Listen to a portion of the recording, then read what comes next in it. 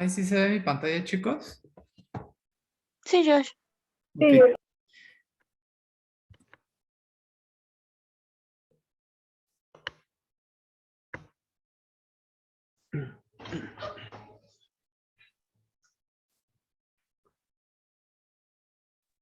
Entonces, cuando usted nos indique, Bueno, doctor. Adelante, creo que ya estamos todos, creo. Ok. ok. Bueno, buenas noches. Nosotros les vamos a presentar el tema de hiperbilirrubinemia. Eh, bueno, el equipo está conformado por Trinidad Villa Joshua y una servidora, Osuna Santoyo Astrid. La que sigue, Josh, por favor.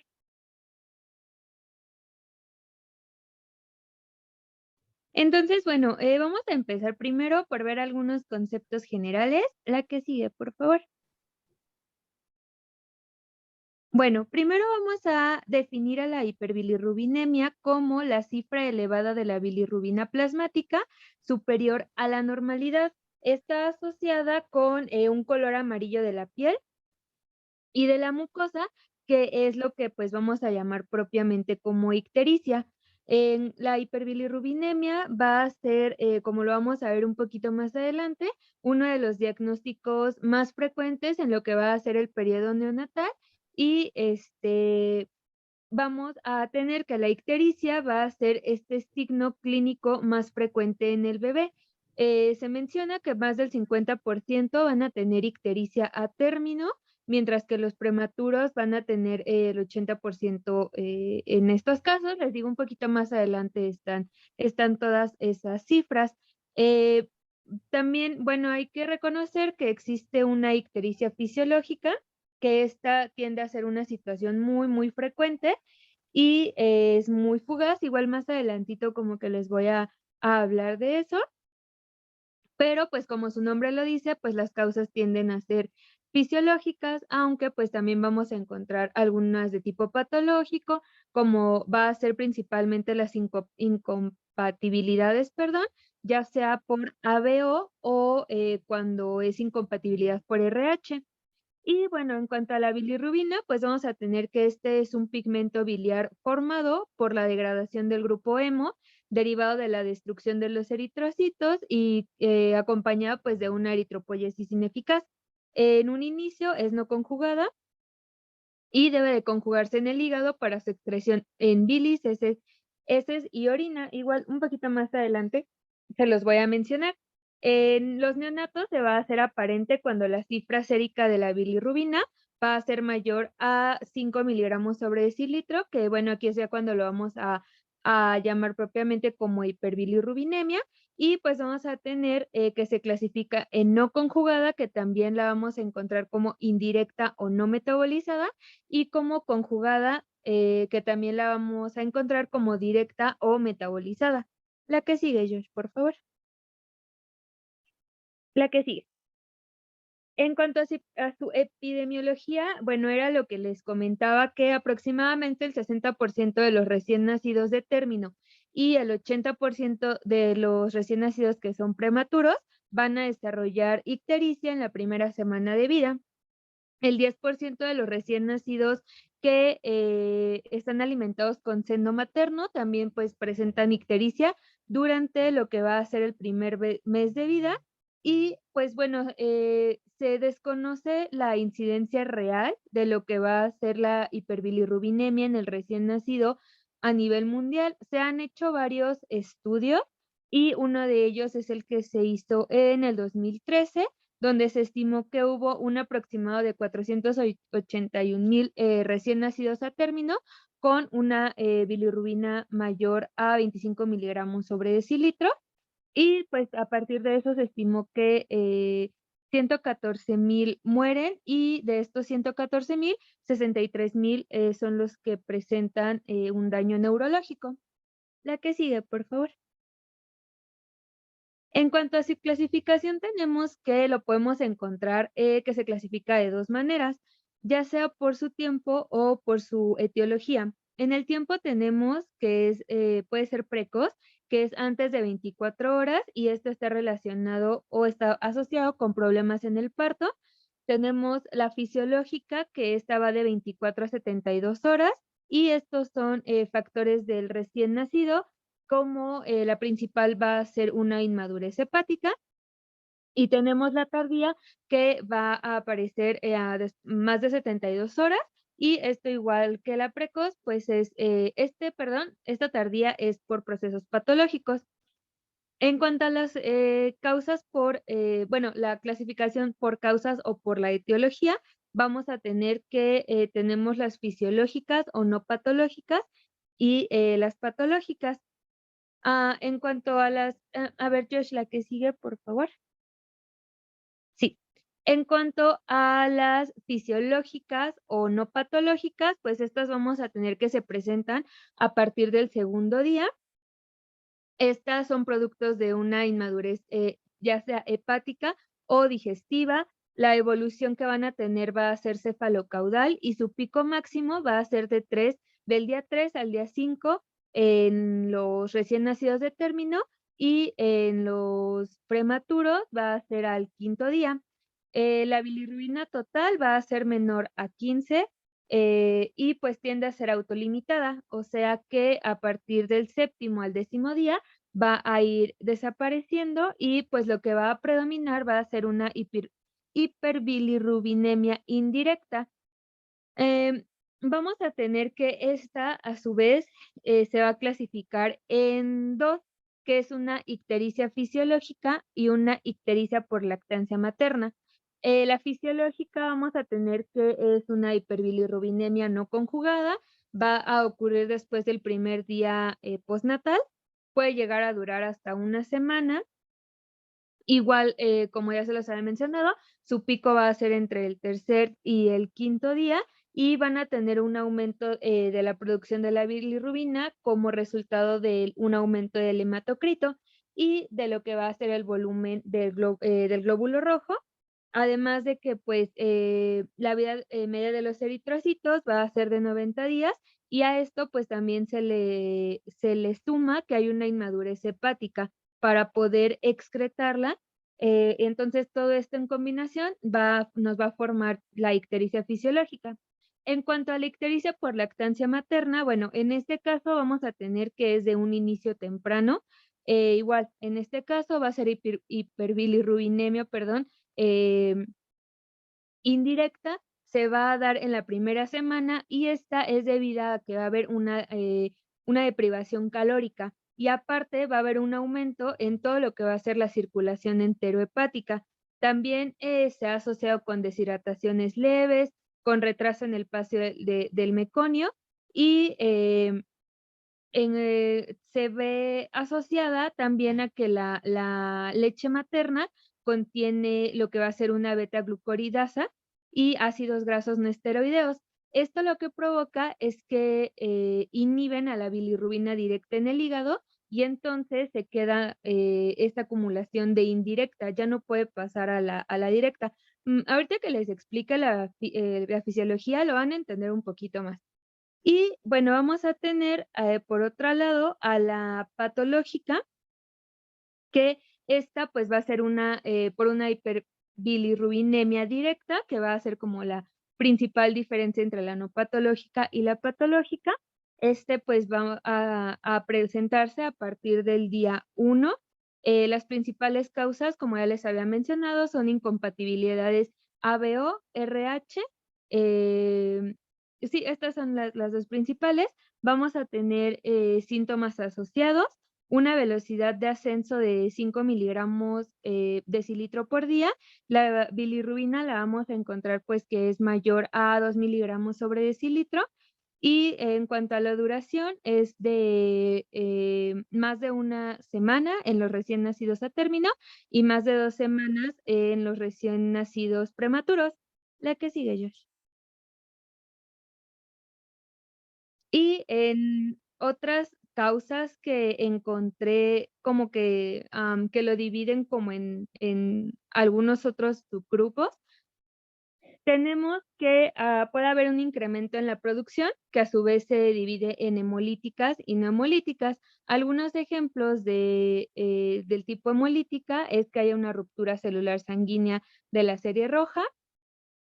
Y en cuanto a las no hemolíticas, pues son las causas, cuando se forman cefalohematomas, hemorragias, donde hay sangre digerida o donde hay policitemia, perdón. La que sigue, Josh. En cuanto a las disminuciones de conjugación, pues principalmente son enfermedades hepáticas.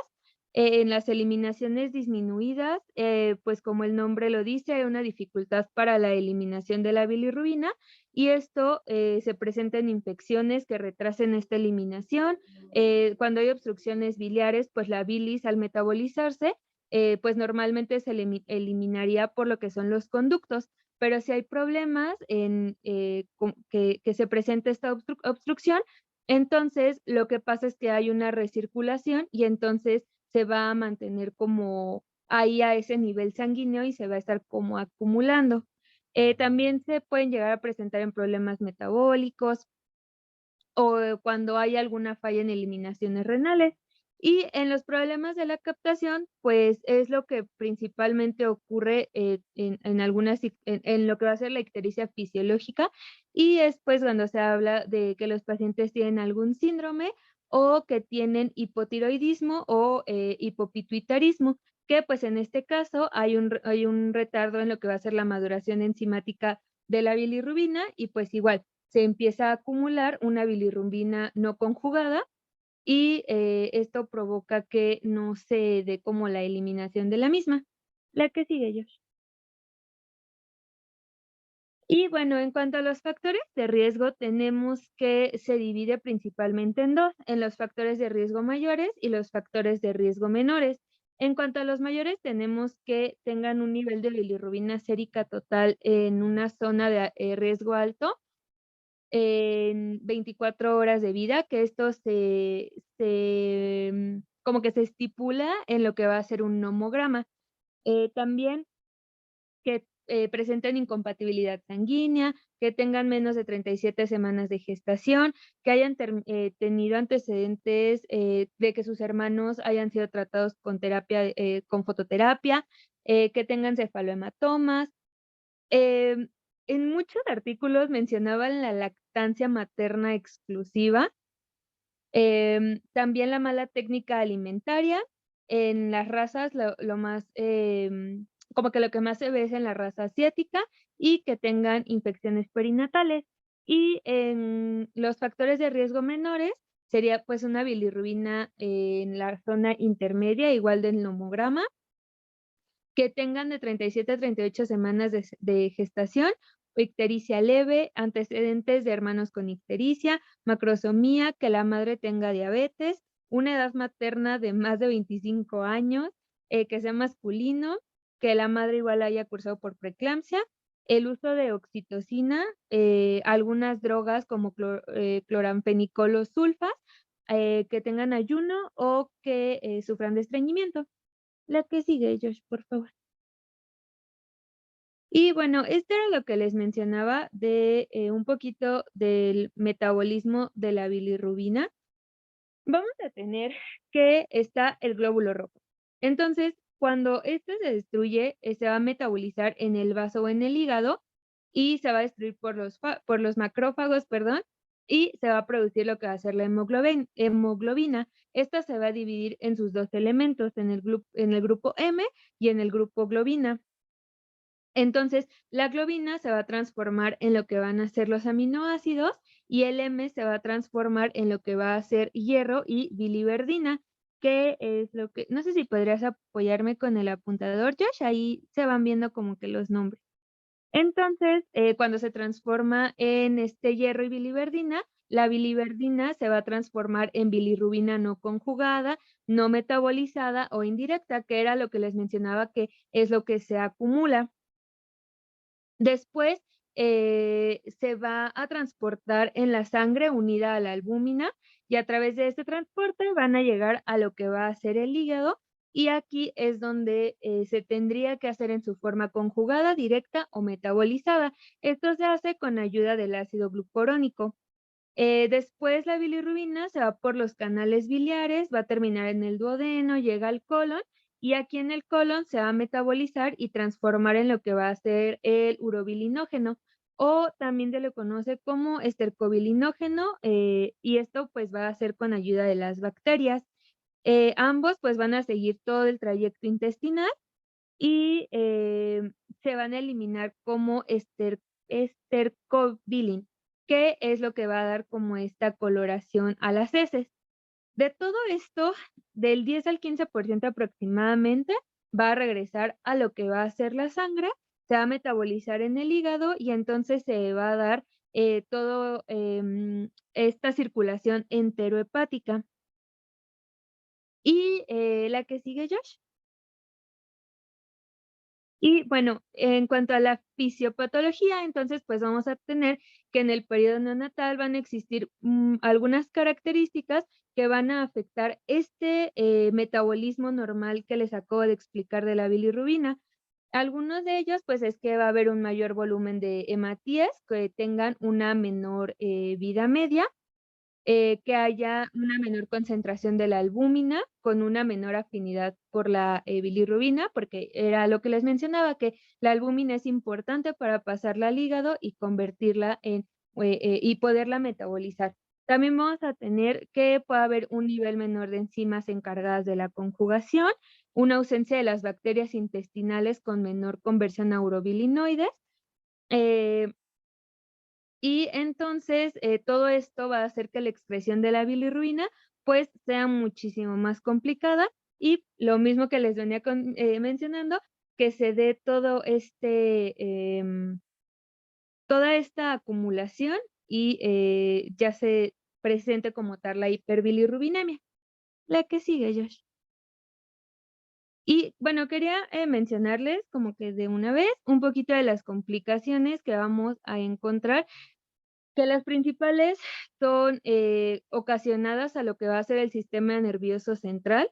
Las 2 principales va a ser una encefalopatía bilirrubínica, que, la bilirrubina no conjugada va a cruzar la barrera hematoencefálica y, va a dar, que se dé un compromiso neurológico, que lo podemos encontrar como temprano, intermedio o tardío, que el temprano, pues, van a presentar letargo o hipotonía, en el intermedio van a estar irritables y van a tener aquí, al contrario, una hipertonía, y en la tardía, apnea, convulsiones e incluso, pues, llegar a la muerte. Y en cuanto al Kernicterus, vamos a encontrar que igual, la barrera la bilirrubina, perdón, no conjugada va a cruzar la barrera hematoencefálica, genera un compromiso neurológico y entonces se da parálisis cerebral, puede haber pérdida de la audición, displasia del esmalte dentario, parálisis de la mirada o trastornos del desarrollo intelectual de grados variables. La que sigue, Josh. Y bueno, estos son 2 cuadritos que, nos hablan de el primero, pues, es de algunas diferencias entre la ictericia fisiológica y la ictericia patológica, y en el segundo es un poquito, sobre la ictericia o la hiperbilirrubinemia, porque muchas veces como que no sé por qué se confunden mucho. Entonces, es como un resumen de todo lo que les di. La que sigue, Josh.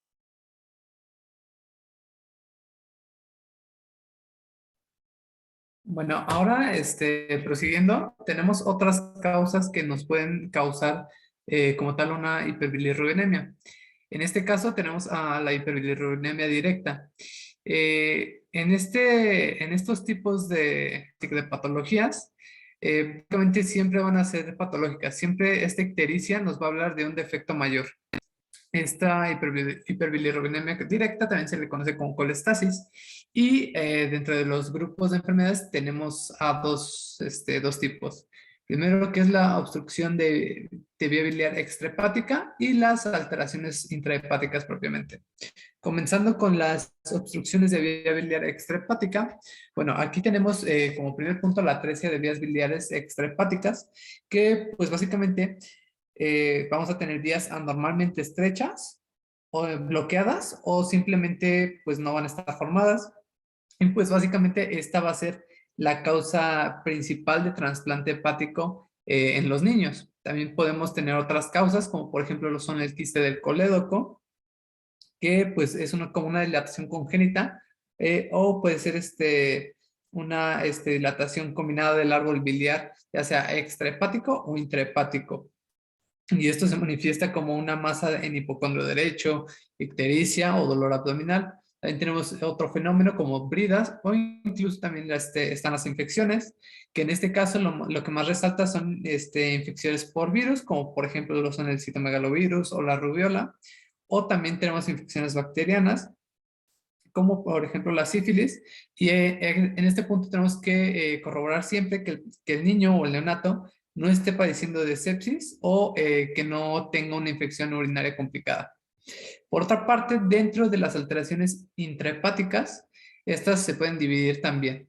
Primero tenemos las que son por obstrucción. En el primer caso tenemos la enfermedad de Alaguir, que básicamente esta va a afectar al hígado, al cerebro, corazón y ojos. Y pues lo más representativo de aquí es que hay una hipoplasia de las vías biliares, lo que conlleva a una hiperbilirrubinemia. Tenemos también la enfermedad de Caroli, que en esta pues hay una dilatación quística o sacular de las vías biliares y bueno, afortunadamente esta va a ser muy poco frecuente.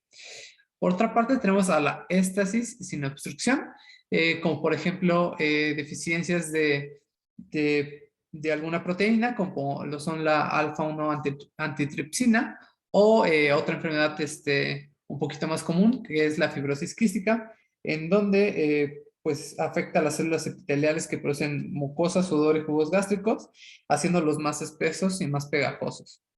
Dentro de las enfermedades genéticas, aquí también estas pueden englobar ya sea alteraciones intrahepáticas o extrahepáticas, produciendo ya sea trastornos mixtos en cuanto a la hiperbilirrubinemia. Tenemos el síndrome de Zellweger, que en este caso también se le conoce como síndrome cerebro-hepatorrenal. Y aquí va a haber una baja producción de peroxisomas y por lo tanto va a haber una incapacidad de oxidar los ácidos grasos de cadenas largas. Y este síndrome pues básicamente se traduce en muchas cosas, sobre todo en hepatomegalia, hipotonía, hipertelorismo, entre otras malformaciones.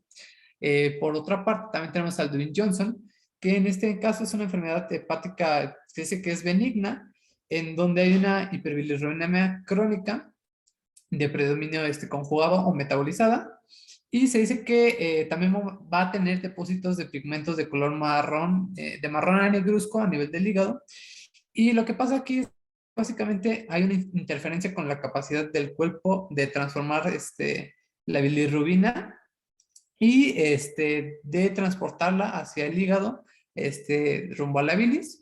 Y otro síndrome representativo también es el síndrome de Rotor, que en este caso es una enfermedad rara, en donde el síndrome predominante va a ser la ictericia, esto por una falla en el procesamiento y almacenamiento de la bilirrubina. Y por último también tenemos otras causas como son la citólisis, que en este caso tenemos a la hepatitis neonatal idiopática y enfermedades metabólicas como la galactosemia o la tirosinosis.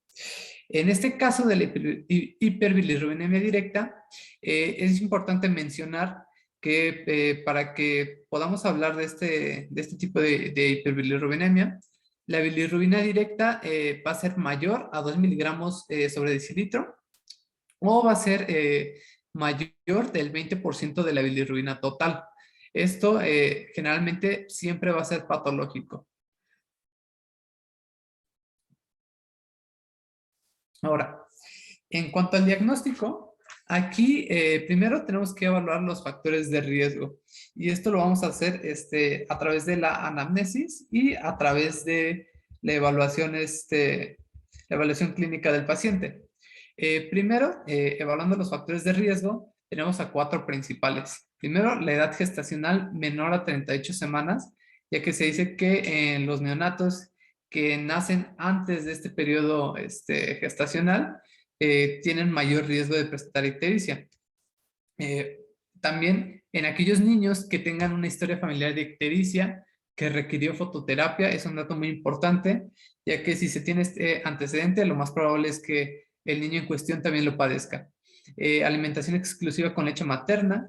Esto generalmente se da en aquellos casos donde la madre no lo alimenta adecuadamente, sino que lo alimenta pocas veces al día, y pues aquí el niño presenta deshidratación y por lo tanto también presenta un mayor riesgo para presentar ictericia. Y por otra parte tenemos a la presencia de ictericia dentro de las primeras 24 horas de vida, la cual pues generalmente siempre se considera que, como patológica, ya que sale del rango de lo normal. Por otra parte, también tenemos que analizar otras causas o otros factores de riesgo.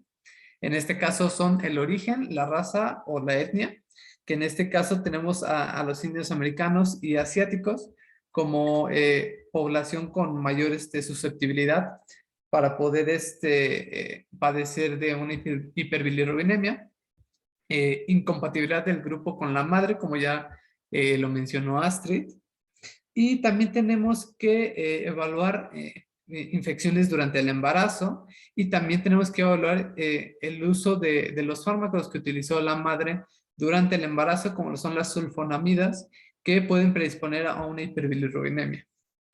Por otra parte, también tenemos que evaluar o analizar el momento del parto, ya que, por ejemplo, si hubo la presencia de distocias, esto pudo ocasionar hematomas o hemorragias, y esto también puede ser una causa de hiperbilirrubinemia, ya que pues tenemos que el cefalohematoma y las petequias pues son un factor importante de riesgo. Y tenemos que valorar ahora sí que la lactancia materna, ya que pues pocas dosis o una alimentación digamos no adecuada pues puede provocar que el niño padezca de ictericia. Ahora, Astrid hace un ratito les habló sobre un nomograma. Bueno, generalmente se tiene que hay ciertas escalas o ciertas gráficas para evaluar el riesgo que tiene un recién nacido para presentar hiperbilirrubinemia. En este caso, este nomograma proviene de la guía de práctica clínica de la Academia Americana de Pediatría del 2004, y o se usa como predictor de riesgo, ya sea los evalúa en riesgo bajo, riesgo riesgo intermedio alto y en riesgo alto. Entonces, supongamos que tenemos a un recién nacido de 35 semanas de gestación que tiene una edad postnatal de 24 horas. En este caso, por ejemplo, si el niño presentara una bilirrubina en suero de 4 miligramos por decilitro, estaría en la zona de bajo riesgo, que prácticamente es toda esta zona. Pero si el niño a las 24 horas de nacido presentara más de 10, aquí ya estaríamos hablando de un riesgo mayor y estarían en la zona de alto riesgo. Esta zona también se le conoce como zona por arriba del percentil 95, y también sigue siendo muy utilizada como un predictor sobre aquellos niños que tienen más riesgo de padecer una hiperbilirrubinemia y por ende presentar ictericia. Ahora, es importante también en este caso evaluar, hacer el examen físico. Por ejemplo, tenemos que evaluar la valoración de la coloración cutánea. Se dice que a partir de 5 miligramos sobre decilitro de la bilirrubina es cuando ya se empieza a ver la coloración en los niños. Y para esto tenemos a una escala que es la escala de Kramer. Esta escala básicamente lo que nos dice es que nos dice cómo va evolucionando o cómo va partiendo de localización lo que es la hiperbilirrubina. En este caso, se dice que la hiperbilirrubina se va a dar de dirección cefalocaudal, es decir, de la cabeza hacia los pies, y se divide en 5 zonas consecutivas. La primera va a ser la cabeza. Si el paciente presenta coloración amarilla en la cabeza, puede que los valores de bilirrubina sean menores a 5 miligramos sobre decilitro, es decir, apenas empieza el cuadro. En la zona 2, que viene siendo parte del abdomen y del torso, ya es de 5 a 12 miligramos sobre decilitro. En la tercera parte, que es desde desde el ombligo hasta las rodillas, hasta arriba de las rodillas, es de 8 a 16 miligramos sobre decilitro. Hasta los tobillos tenemos que es de 10 a 18 miligramos sobre decilitro. Y ya en las palmas se dice que puede presentarse más de 15 miligramos sobre decilitro. Y aquí lo importante es que conforme vaya bajando, conforme la localización, pues va a ser el riesgo que va a presentar este niño. Si el niño presenta nada más una coloración a nivel de la cabeza o a nivel del torso, pues podemos evaluarlo a tiempo conforme a sus factores de riesgo y actuar de manera adecuada. Si, por ejemplo, si ya tiene coloración amarilla, tanto en las palmas de las manos como de los pies, pues es digamos, un factor de riesgo muy grande para que este niño requiera la exsanguinotransfusión, como lo vamos a ver más hacia adelante. Otra parte importante es que para evaluar la piel tenemos que hacer presión, así como en la imagen que está aquí abajito. Si la piel al hacer presión se torna amarilla, pues lo más probable es que el paciente padezca de hiperbilirubinemia. Por otra parte, también tenemos que valorar los signos de deshidratación. Por ejemplo, si hay deshidratación, esto puede ser un signo sugestivo de una poca lactancia materna. Por lo tanto, esto es un factor de riesgo. Tenemos que también descartar ya sea infección o sepsis o afectación al estado general. Descartar hepatoesplenomegalia. Esto porque si nosotros encontramos esto lo más es sugerente de hemólisis, de infecciones, o ya sea de algún trastorno poco frecuente como los que les acabo de comentar. Por otra parte, también tenemos que evaluar la coloración de las heces y la orina, que esto se traduce como colia y coluria, ya que si nosotros encontramos esto, lo más probable es que el paciente pueda estar con un padecimiento de colestasis, o puede haber un padecimiento que lo condicione a padecer hiperbilirubinemia directa. También tenemos que evaluar signos de sangrado, que en este caso pues son lo más representativo un cefalohematoma, que puede condicionar a un cuadro de estos. Y también tenemos que evaluar la encefalopatía bilirrubínica, es decir, tenemos que hacer una evaluación neurológica para dar un manejo precoz y evitar un daño neurológico. Ahora, dentro de los laboratorios, lo más usado la alternativa de primera elección, pues va a ser el bilirrubinómetro transcutáneo. Esto generalmente se usa en recién nacidos con una edad gestacional igual o mayor a 35 semanas de gestación y con una edad postnatal mayor a 24 horas. Sin embargo, en neonatos que tengan menos de 35 semanas de gestación o en aquellos que tengan muchos factores de riesgo o que presenten ictericia en las primeras 24 horas de nacimiento, aquí lo que se opta es ir directo por la valoración de la bilirrubina total.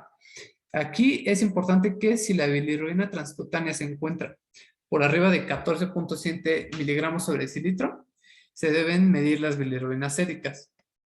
Y en este caso es importante recordar lo fisiológico que pasa en los exámenes de laboratorio. Por ejemplo, en una bilirrubina directa, para que podamos decir que es fisiológico, esta tiene que ser igual o menor a 2 miligramos sobre decilitro. Podemos evaluar la bilirrubina indirecta en sangre del cordón. Esta tiene que ser igual o menor a 3 miligramos sobre decilitro, pero esta no es tan utilizada. Tenemos que evaluar el incremento de la bilirrubina total, que si es fisiológico, esta tiene que ser menos o igual a 5 miligramos por decilitro por día, o menos de 0.5 miligramos sobre decilitro por hora. Para que una hiperbilirrubina sea fisiológica, esta tiene generalmente una duración a 7 días con un pico aproximado en el cuarto. Sin embargo, en el recién nacido pretérmino, esta puede ser más prolongada. La bilirrubina total se dice que en cuestiones fisiológicas, esta puede ser de menor o igual a 12 miligramos sobre decilitro, en los recién nacidos a término y puedes aumentar hasta 14 miligramos por decilitro en pacientes a postérmino. Y para que sea fisiológica, es importante recordar que esta inicia después de las primeras 24 horas de vida. Si todo esto pues sale alterado, entonces ya propiamente podemos estar sospechando sobre una patología o si nosotros tenemos una bilirrubina directa mayor a 2 miligramos sobre decilitro o un incremento de la bilirrubina total mayor a 5 miligramos sobre decilitro, lo más probable es que todo esto sea de predominio directo y por lo tanto esto va a ser una patología, digamos, un poco más agresiva para el neonato. Ahora, dentro de los estudios complementarios, aquí lo importante es que una vez que nosotros ya pedimos la bilirrubina sérica, podemos apoyarnos de otros estudios. Esto para ver, o más bien para poder dilucidar mejor la causa de esta ictericia. Por ejemplo, podemos pedir un grupo ABO y RH y test de COMS directo si nosotros sospechamos por alguna anemia por hemólisis. Ahora, podemos también pedir un hemograma completo con recuento de reticulocitos. Esto para evaluar si hay algún proceso de isoinmunización. Por otra parte, también tenemos que pedir o podemos pedir un frotis sanguíneo en caso de que queramos checar la morfología de los glóbulos rojos. Aquí podemos ver si hay eliptocitosis, perdón, esferocitosis y anisocitosis. Podemos evaluar también la albúmina, ya que se ha asociado que un nivel bajo de la albúmina, pues también es un predictor pronóstico para la hiperbilirrubinemia, ya que si hay poca albúmina, pues la bilirrubina no tiene cómo unirse, o más bien no tiene que unirse. En cuanto a las pruebas metabólicas, esto solamente se pide si la bilirrubina es de predominio directo o si la ictericia se prolonga más allá de las 2 semanas con signos de coluria y acolia o hipocolia. Para esto también podemos orientarnos de pruebas de función hepática, pruebas de coagulación, estudios tiroideos, entre otros. Y por último, también, si sospechamos de alguna causa infecciosa, podemos pedir serología para herpes, rubiola, toxoplasma, sífilis o incluso hepatitis B y C, y también el citomegalovirus. Ahora, pasando a la fototerapia, aquí, pues básicamente esta es la terapéutica de elección y la más difundida para el tratamiento de la ictericia neonatal. En este caso, se dice que la fototerapia va a actuar por 2 mecanismos de acción. Primero tenemos a la fotoisomerización, que en este caso lo que se basa es en una destrucción física de la bilirrubina en productos más pequeños para que estos puedan ser excretados por la orina. Y tenemos a la fotooxidación, que en este caso pues consta de absorción de la luz por parte de la bilirrubina, se convierte a luminibilirrubina y esto permite que se excrete de manera más fácil. Existen 2 regímenes o más bien podemos optar de 2 formas de acuerdo a la gravedad. Puede ser fototerapia simple de 6 a 12 microwatts por centímetro cuadrado o una fototerapia intensiva de 30 microwatts por centímetro cuadrado. También algo muy importante aquí es que esta terapia va a estar contraindicada ya sea en casos de hiperbilirrubina directa, en porfirias congénitas, o si por alguna razón el neonato se está siendo sometido al uso de medicamentos fotosensibles. También otra parte muy importante aquí es que tenemos que ir realizando un control conforme vayamos realizando esta terapia. Por ejemplo, en el estado de hidratación, aquí hay pérdidas sensibles aumentadas. Entonces, aquí lo que se recomienda es aumentar la frecuencia de la lactancia materna y también, si es necesario, se recomienda dar suplementos con fórmula. Ahora, se recomienda la interrupción solamente para la alimentación pero en casos de fototerapia intensiva, esta no se tiene que interrumpir, ya sea hasta que los niveles de bilirrubina desciendan o hasta que se inicie la exsanguinotransfusión. También es importante tener en cuenta que el uso de la fototerapia también puede llevar a ciertos efectos secundarios. Por ejemplo, el síndrome del niño bronceado, que pues básicamente es una coloración marrón grisácea oscura que pueden presentar los recién nacidos. También puede haber inestabilidad térmica, aparición de exantemas. Y durante la fototerapia es importante que los genitales del recién nacido se cubran, así como también los ojos. Y por último, tenemos que hacer un control térmico cada 6 horas por digamos, como precaución para sobrecalentamiento. Y de igual forma tenemos, digamos, ciertos nomogramas que podemos usar para evaluar si un paciente se puede ser sometido a fototerapia o no. En este caso es la imagen del lado derecho. Y aquí, pues básicamente es una gráfica parecida a la que ya les había mostrado la vez pasada. Por ejemplo, si nosotros tenemos un neonato mayor a 35 semanas y en cuanto a la bilirrubina total tiene un valor cerca de los 10, aquí lo más probable es que este infante tenga factores de riesgo asociados y por lo tanto se recomienda en ese punto iniciar la fototerapia. En casos donde tenga mayores factores de riesgo y tenga, digamos, menos horas de vida, aquí lo más probable es que el pacientito sí va a requerir fototerapia a fuerzas, ya sea pues, para tratar el cuadro.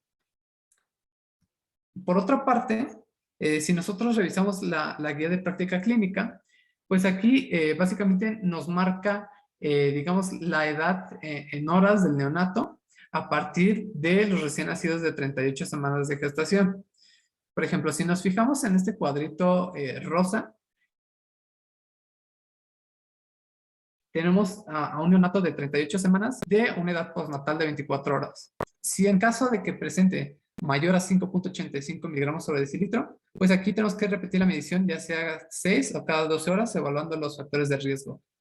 Si en otro caso este neonato tiene bilirrubina total igual o mayor a 8.77, se evalora y de acuerdo a los factores de riesgo se puede indicar la fototerapia o no.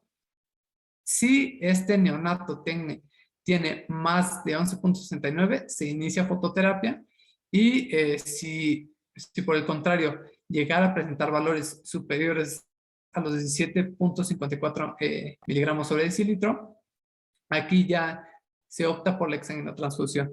Estos cuadritos ya vienen bien delimitados en la guía de práctica clínica y también vienen nomogramas desde la semana de gestación 23 a 38. Esto como una guía de referencia para saber cuándo dar fototerapia o cuándo dar la exsanguinotransfusión. Y ya por último tenemos a la exsanguinotransfusión. En este caso, lo que hace esta terapia, pues básicamente es un recambio sanguíneo del recién nacido que va a disminuir los niveles de bilirrubina indirecta sérica. Y esto solamente se va a indicar en aquellos casos donde haya clínica de ictericia nuclear, es decir, a nivel de núcleos basales o a nivel del sistema nervioso, independientemente de las cifras de bilirrubina. Si tenemos niveles críticos de bilirrubina durante las primeras 48 horas o posteriormente si está cerca del rango de Kernicterus, que es decir, mayor a 20 miligramos sobre decilitro. Y por último, está indicada si existe hemólisis y pues esto se va a indicar con la intención de eliminar anticuerpos maternos presentes por incompatibilidad del grupo de la madre. Y pues aquí lo que se hace es que se usa sangre o plasma frescos previamente precalentados que van a ser transferidos al bebé a través de la vena umbilical. En este caso, la sangre del bebé pues se va a extraer y se va a vertir en un envase de desecho, mientras pues básicamente se le pasa el concentrado de plasma.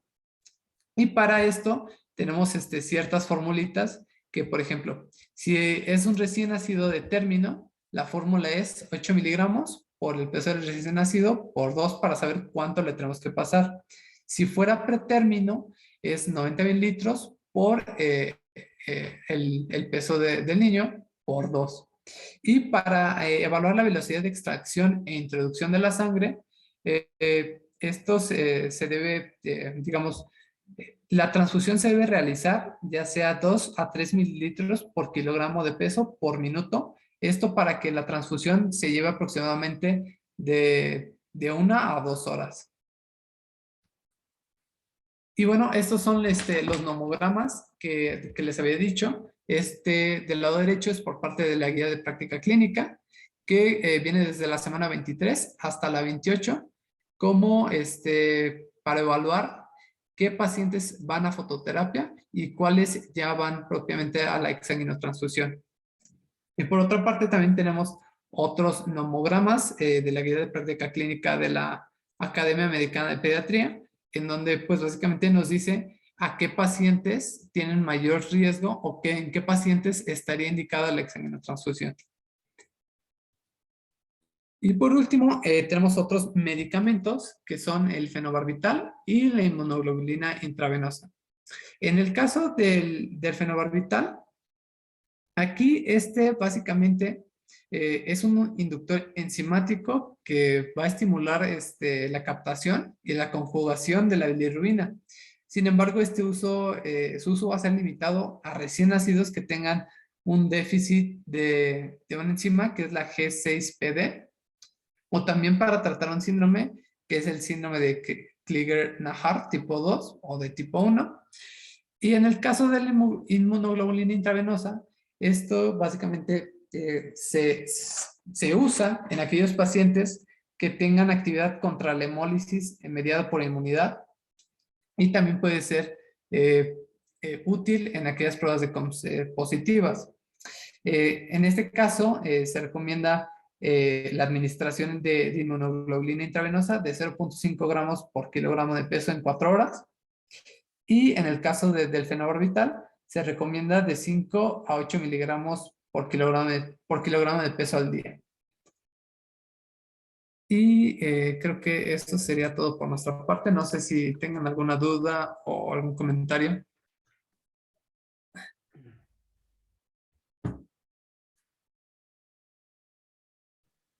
No, yo estuve bien. Muy bien. ¿Alguien por ahí? ¿Preguntas, dudas?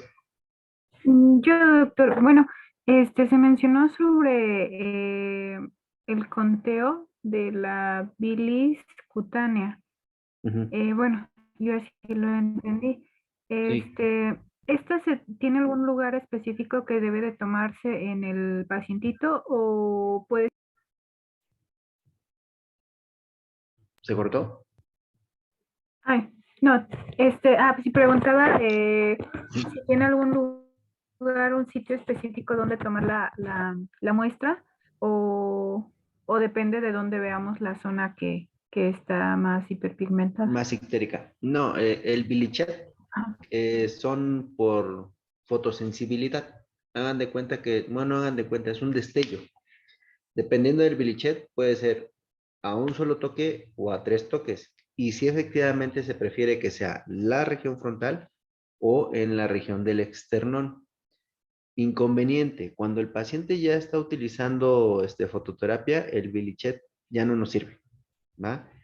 Esa es una terapia o es una forma de medir la cantidad de bilirrubina de manera no invasiva o no agresiva hacia el pacientito. Son muy sensibles, cualquier cambio de luz o se caen, dejan de servir, ¿va? Entonces el hospital que tenga la ventaja de tener estos aparatitos, que aparte son muy caros, sí nos ayuda, pero insisto, el primer criterio que debe cumplir el paciente es que no debe estar utilizando fototerapia, porque si ya utiliza fototerapia no nos va a dar una buena aproximación, porque tiene un rango de error de 1 a 2 miligramos por decilitro de bilis, más o menos. ok, doctor, gracias. ¿Alguien más?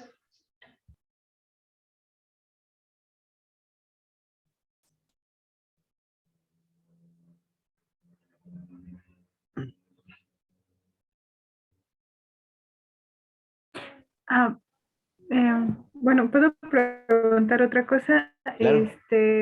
Igual se mencionó sobre la fototerapia. Ajá. No sé si me perdí o no escuché. Eh, Se mencionaron como el voltaje o algo así que debe de tener, pero me quedó duda si debe de ser algún tiempo determinado o se tiene que estar tomando constantemente pruebas de bilirrubina para retirar. La fototerapia. Bueno, como bien comentaron los compañeritos, primero nos vamos a ir al nomograma. Este nomograma nos va a decir qué podemos hacer. Paciente en riesgo, si requiere fototerapia o requiere algún otro tipo de terapéutica. Sí, efectivamente, su pregunta es muy buena. La fototerapia tiene una vida útil o tiene un periodo de utilidad, que son las primeras 72 horas. Después de esas 72 horas, ¿podemos seguir utilizando la fototerapia? Sí. ¿Va a ayudar o va a continuar disminuyendo la cantidad de bilis? Desafortunadamente no. Tiene que ser una luz especial. El doctor ahí nos comentó más que nada la cantidad de microwatts que se están utilizando por minuto, pero es más basado al espectro de luz o al rango de luz, o del rango de la luz ultravioleta, a la cual decimos que realmente va a ser sensible la bilirrubina, que debe ser entre 450 a 750 nanoohms. Por ahí alguien a lo mejor encuentra que de 250, 650, pero normalmente ese es el espectro de la luz ultravioleta. Hay luz blanca, hay luz verde, hay luz azul. La verde se dejó de usar porque provocaba mucho mareo al personal de salud, no tanto al niño. Se prefiere utilizar más la luz azul. La vida útil de estas lamparitas de fototerapia son 1000 horas. Después de esas 1000 horas, ¿podemos poner la fototerapia? Sí, pero ¿está sirviendo? Realmente no. Deben de estar a una distancia, preferentemente a 50 centímetros en relación a nuestro recién nacido, porque como bien comentó el compañero, riesgo, deshidratación o hasta lesiones por quemadura. Y hemos visto lesiones por quemadura de hasta de segundo grado, ¿eh? Entonces sí es importante esa cuestión. Ya por ahí verán que de repente dicen una fototerapia, dos fototerapias, niño a la barbacoa, porque después le ponen hasta papel aluminio. Aquí la idea es que haya un mejor reflejo de la luz y pues con esto nos ayuda a tener una mayor superficie a donde esté llegando esta luz y pues disminuya la bilirrubina como tal. No sé si con eso contesto su pregunta, doctor. Sí, doctor, muchas gracias. ¿Alguien más? Doc, Mande. quizá un poquito relacionado con este tema, pero no precisamente en el recién nacido, sino en el lactante. Los baños de sol, no sé si estén como recomendados ya pediátricamente o nada más es como algo que se queda muy como No, de... sí se recomiendan. Es más, hasta tiene su nombre, ¿eh? Se llama helioterapia. Este, Preferentemente los baños de sol, al igual que la fototerapia, si es que es el tratamiento a seguir, también son útiles durante los primeros 7 días o se pueden utilizar durante los primeros 7 días. ¿Por qué después de los 7 días ya no me sirve, entre comillas? Bien comentó la compañera que el problema es que no está formada. Bueno, sí existe, pero no, lamentablemente tiene mucha permeabilidad o permite la permeabilidad de la bilirrubina, que es la barrera hematoencefálica. Algunos autores dicen que después de la primera semana esta barrera se cierra. Algunos otros dicen que hasta la segunda semana. Lo que no queremos es que llegue a un área específica del cerebro, que son los núcleos basales, que ahí es donde nos va a dejar la secuela. Al hablar de secuela es cuando hablamos ya de kernípteros, ¿va? Actualmente el concepto que utilizamos es y que no llegue el paciente a datos de hiperbilirrubinemia o encefalopatía hiperbilirrubinémica. Los baños de sol pueden darse hasta el primer mes de vida. Si el paciente continúa con tinte itérico, habría que descartar algún problema, como bien comentó la compañera, de colestasis o de bilirrubina directa. Antes de la primera semana, la que nos preocupa es la bilirrubina indirecta, porque efectivamente son normalmente por hemólisis, ¿va? Gracias, doctor. Estos bañitos de sol, depende quién te los recomiende, pueden ser a las 11 de la mañana, 4 de la tarde, preferentemente atrás de un cristal, y como tortilla, 10 minutos de un lado, 10 minutos del otro. Bien comentó el compañero, hay que cubrir lo que son ojos y genitales. Recuerden que la luz directa al ojo va a provocar o puede provocar lesión a la retina y esto conlleva una ceguera. Por eso es importante que haya esa protección ocular.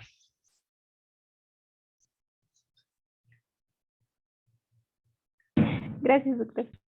¿Alguien más? Doctor, Mande. en la exsanguinotransfusión me surgió la duda. ¿Sí existen como casos o puede llegar a ser frecuente algún tipo de complicación por parte del procedimiento como tal? Sí. Bien comentó el compañero. Al calcular la exsanguinotransfusión o el recambio que voy a hacer, lo multiplicamos por 2 porque decimos que es a doble volumen.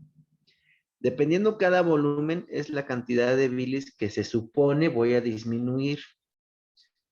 Y por volumen estamos hablando del volumen sanguíneo o la cantidad de sangre pues que corre en este pacientito. Por ejemplo, un paciente de 3 kilos, que es de término, lo vamos a calcular a 80. 3 por 8 son 24. Estamos hablando que 240 mililitros están circulando en su torrente sanguíneo. Si tú haces el exsanguinotransfusión muy rápida, ¿qué vas a provocar? Un choque. Entonces el paciente se te va a morir por un choque hipovolémico. Por eso es importante el tiempo o respetar el tiempo de esta exsanguinotransfusión. ¿Por qué se supone que no debe exceder más de las 2 horas? Porque la sangre es un tejido y como cualquier tejido, pues se degrada o se descompone y pues lejos de ayudar, va a provocar a que haya más hemólisis y lo que queremos es que disminuya las bilis y van a volver a incrementar. ¿Va? Ok, gracias, doctor. Y en cuanto a riesgo de infecciones o... No, bueno, se supone, la sangre es segura. Recuerden que antes de salir del banco de sangre, pues se hacen todas las pruebas. Riesgo de alguna transmisión vírica no debemos tener. ¿Puede haber reacción? Sí puede haber una reacción al final de cuentas, insisto, es un tejido, es un órgano. Entonces, a este tejido puede haber una reacción alérgica y nos puede dar un choque anafiláctico. Afortunadamente no es lo más frecuente. Sí es importante que la sangre que vamos a reconstituir o que vamos a mandar a reconstituir no debe tener más de 72 horas. ¿A qué se debe esto? Recordemos que para conservar la sangre requerimos de un anticoagulante. Esos anticoagulantes desafortunadamente son quelantes de los eritrocitos y van a provocar liberación de potasio. Entonces nos puede provocar hipercalemia en el recién nacido. Entonces preferentemente sangre fresca, valga la redundancia, de no mayor de 72 horas de su extracción.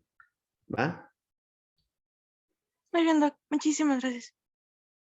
En ese tenor, para la reconstitución de la sangre, vamos a usar el 25% del plasma y el 75% de los eritrocitos como tal. Ahora mi pregunta sería, ¿de quién sería el plasma? ¿O de quién utilizaremos el plasma? ¿De mamá o de bebé? ¿Y de quién utilizaremos la sangre, no? Por consiguiente.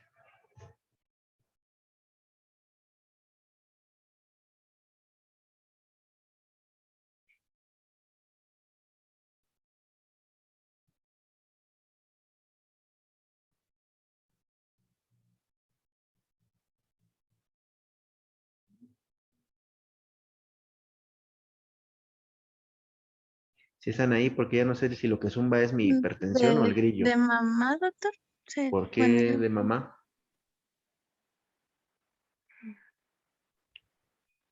sin miedo, lo que salga de su corazón, doctora. ¿Qué pues, fluye a través del plasma? ¿O qué encontramos en el plasma?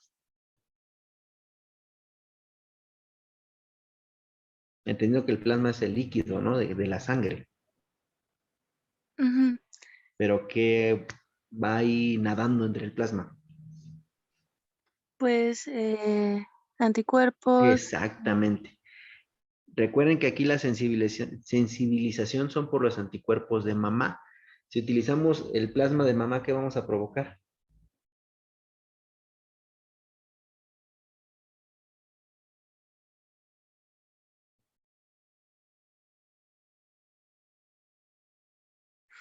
Ay, ahorita se me fue el nombre, pero podría desencadenar una reacción Hemólisis. inmunológica, ajá, hemólisis.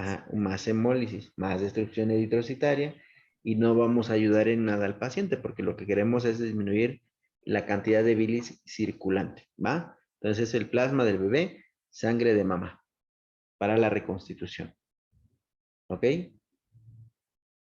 Ok, doctor. De las tablas o los normogramas que comentó el compañerito, el consenso general, y sí las puso, no las nombró, son las tablas NICE, así se llaman, por Dios santo. Ahí son por milimoles. Normalmente nos vamos a la bilirrubina total. Para saber los milimoles, vamos a multiplicar por una constante que es de 17.7. Y en base a eso vamos a sacar los moles y ya nos va a dar en qué riesgo está. Si entra entre el rango de fototerapia o exsanguíneo transfusión. ¿Alguien más que tenga alguna pregunta o duda? Doctor, y dependiendo de eso último que menciona, es el tratamiento que se le va a dar, ¿verdad? Si es fototerapia o exsanguinotransfusión. Así es. En base a las tablitas. Ok. La toma de muestras, que normalmente es una biometría hemática y bilis. Bueno, inicialmente es la biometría hemática, las bilis y el CUMS, anteriormente conocido, que ahorita ya lo conocemos como el PAP, que es prácticamente lo mismo, que es la prueba antiglobulina directa, nada más. Y ahí vamos a ver si efectivamente nuestro paciente está molizando. Porque los compañeros hablaron mucho sobre la lactancia, asociado a la ictericia asociada a la lactancia, pero esta normalmente se presenta después de la primera semana de vida. Algunos dicen que hasta la tercera semana. Entonces esa no nos causa tanto estrés y como bien dijeron los compañeritos es no patológica. La que nos preocupa es la que esa instalación rápida o durante las primeras 24 horas, ¿va?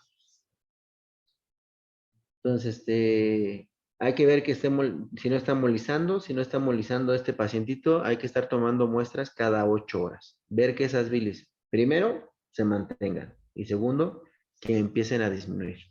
Podemos también hacer a través de la biometría hemática algo que se llama índice de hemólisis.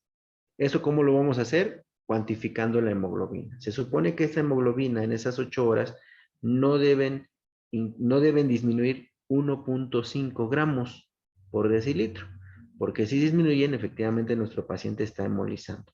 Y esto va a conllevar a mayor liberación de bilis y aumenta el riesgo de una encefalopatía hiperbilirrubinémica. ¿Va?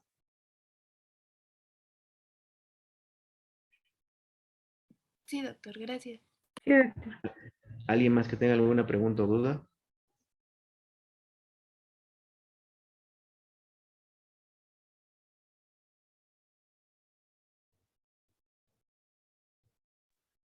Creo que no, doctor. Bueno, el compañero también lo comentó. Es importante ver el estado de hidratación porque podemos tener pacientitos que tengan 3 días de vida, 18 de bilis y algunos ya casi casi los quieren exsanguinar. Estos pacientes deshidratados van a ser hemoconcentración. Entonces, por esa hemoconcentración, claro que vamos a tener datos o niveles o cifras más altas de bilis. En cuanto restituimos el estado hídrico de nuestro paciente, pues esto va a disminuir o se va a diluir. También parte del tratamiento es la utilización de la albúmina, como bien dijo el compañero. Con metoalbumina voy a favorecer la conjugación y por consiguiente la eliminación. Si el pacientito no tiene ninguna complicación, debe seguir comiendo, porque el comiendo va también a provocar que el paciente siga eliminando esta bilirrubina. ¿Ok? Ok, doctora. Gracias. ¿Alguien más que tenga alguna pregunta o duda?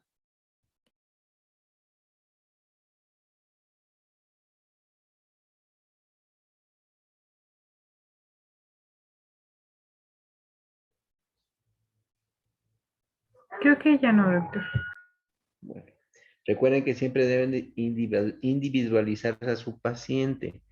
No es lo mismo un niño de término, de la semana 37, 42, con 2,5 kilos, 3 kilos 500, que al tercer día de vida tiene 15, a un recién nacido pretérmino de 800 gramos, que tiene los mismos 15 a los 3 días de vida. Si la cantidad de bilis rebasa el 10% del peso corporal del paciente, ya es prácticamente un criterio para exsanguíneo transfusión, ¿va? Todos los prematuros tienen alto riesgo de hacer hiperbilirrubinemia. Recuerden que hay mayor inmadurez, no nada más hepática, a todos lados, ¿va? Aparte que estos pacientitos normalmente por X o Y situación los dejamos en ayuno y esto incrementa aún más el riesgo. Se supone que una de las indicaciones de la cesárea en un prematuro es tratar de disminuir las lesiones asociadas a la vía del nacimiento, pero parece que el gineco le pasa encima al pobre recién nacido y salen todos equimóticos. Entonces, todas esas zonas de equimosis van a degradarse en bilis indirecta y esto va a incrementar el riesgo de una hiperbilirrubinemia. Hay algunos hospitales que de primera instancia prematuro es sinónimo de fototerapia, ¿va? Y así como nace el bebito, le ponen la fototerapia. Actualmente ya hay unas fototerapias ópticas que van sobre la cama. Esas ya casi no se usan porque nada más la única superficie que llegan a transluminar al paciente, pues es ya sea ventral o dorsal. Entonces, preferentemente se utilizan las lamparitas, porque sí las van a llegar a ver, yo no digo que no. Sí se ven muy, muy bonitas, es de fibra óptica, pero insisto, el único inconveniente es que la superficie que van a iluminar es muy, muy pequeña y a veces no nos ayuda. ¿Alguien más que tenga alguna pregunta o duda? Doctor, yo tengo una duda, pero es de otro tema. No sé si la pueda hacer. A ver. Es sobre alimentación complementaria. Ajá. Nos dijo que a los 2 meses ya se empezaba bueno, que más bien ya se podía empezar a dar como agua, aparte de la leche materna, Ajá. y nos dijo que era de 1 a 2 onzas, pero no sé si hay alguna fórmula o alguna manera o regla en la que se calcule ya después, conforme va pasando los meses, para darle agua al bebé. Pues en base al aporte hídrico del paciente. Todo niño arriba de 7 días ya utiliza un aporte hídrico de 120 a 180. Si tu pacientito pesa 3 kilos, 3 kilos, espérame, porque también que se me dan las matemáticas, pero no tanto. Son como Punto que le dejamos un aporte hídrico de 140 diarios. Eso es en 24 horas, ¿va? Pesa 3 kilos, en un día debe tomar 420 mililitros, en un día. Recordemos que un niño de 2 meses, pues ya me está comiendo por lo menos cada 6 horas. Entre 4, le estarías dando 105 mililitros cada 6 horas. Si mamá tiene forma de medir lo que produce de leche, lo que te falte, se lo puedes ir agregando. Ejemplo, si la mamá produce 2 onzas, que 2 onzas serían 60 mililitros, pues le daríamos 40 mililitros de agua, ¿va? Ahí nada más complementaríamos lo que le está faltando de aporte hídrico. Pero sí necesitaríamos saber cuánto le está aportando mamá, ¿no? Ok, ¿y puedo hacerle otra pregunta más? Dime. Ya cuando se empieza a sustituir la leche materna por alguna fórmula, ¿hay alguna que usted recomiende más que otra o no? Pues todas las fórmulas maternizadas son buenas. La más socorrida es la NAN, no es comercial, por Dios santo. Y de las más suplementadas es la SMA Gold. Aunque actualmente la Similac también ya tiene muy buenas fórmulas. Preferentemente que sean después de los 6 meses. Recuerden que la lactancia es exclusiva o debe ser exclusiva a los primeros 6 meses. Ya después del año se pueden seguir dando fórmulas maternizadas, lo que son etapa 3, que recuerden que ahorita ya no les llaman etapa 1, etapa 2, etapa 3. Nada más dicen de 0 a 6 meses, de 0 a 12 meses o mayor de 12 meses. Después del año, y si las condiciones económicas de la familia no son muy buenas, ya se pueden dar marcas comerciales. Al hablar de marcas comerciales, estoy hablando de la Alpura, la Lala, hasta la Liconza, pero eso es después del año de vida, ¿va? No antes del año de vida.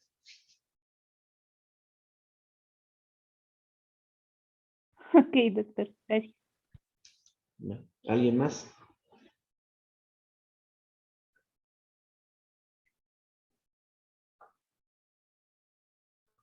Creo que no, doc. ¿Seguros?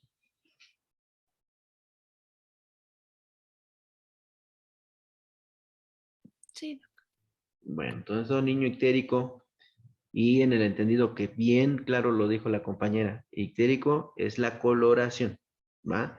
Y la hiperbilirubinemia es la cantidad de bilis circulante en sangre. O sea, si tienen un niño ictérico en los primeros 7 días de vida, de cajón, biometría hemática y bilirrubina.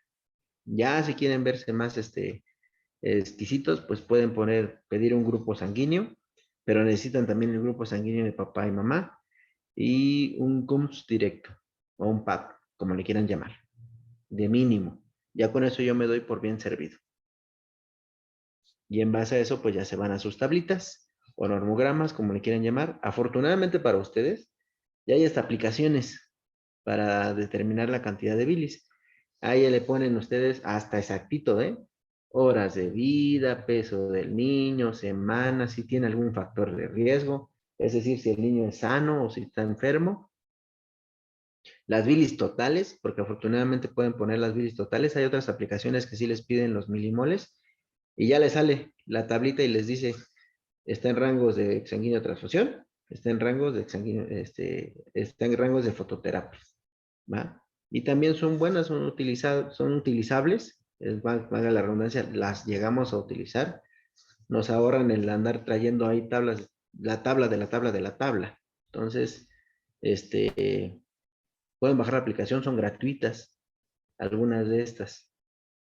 Entonces, es la ventaja que ustedes tienen en este momento, ¿va? ¿Alguien más? ¿Preguntas, dudas?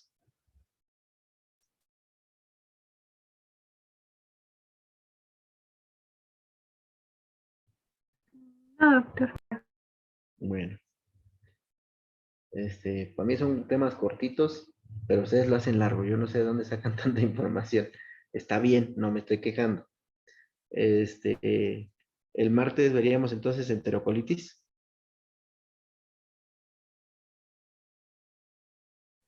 Sí, doctor, era cortito nuestro tema. Sí, pero te digo, no sé de dónde de repente sacan tanta información. Está bien, vuelvo a lo mismo, está bien. Así revisamos más cosas. ¿Qué está afectado en el síndrome de Klinger-Najar?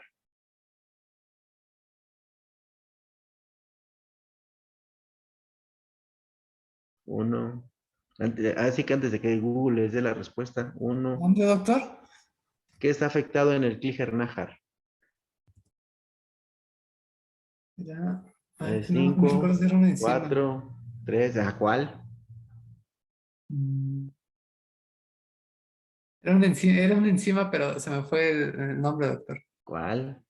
Si es una enzima, ¿cuál?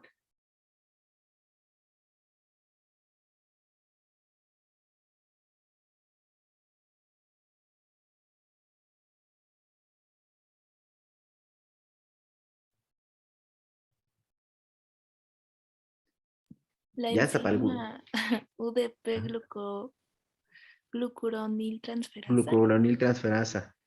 Y al decir tipo 1 o tipo 2, la tipo 1 quiere decir que hay una pequeña cantidad todavía de esta enzima y la tipo 2 quiere decir que no hay, ¿va?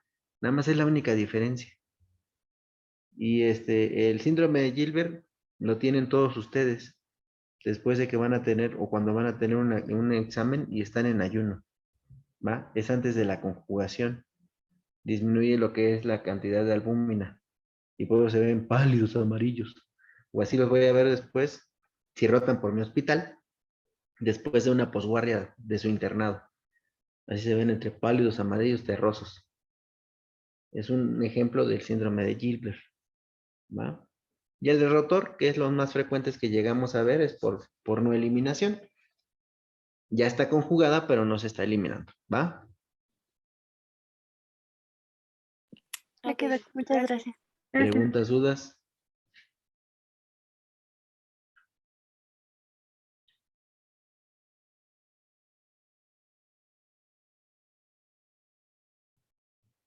Creo que no, doctor. Bueno, ¿cómo esté? Ya les dije, como les dije al principio del curso, aunque sea que se aprendan mi nombre, ya me doy por bien servido. Si no tenemos preguntas, dudas, nos estamos viendo el día martes.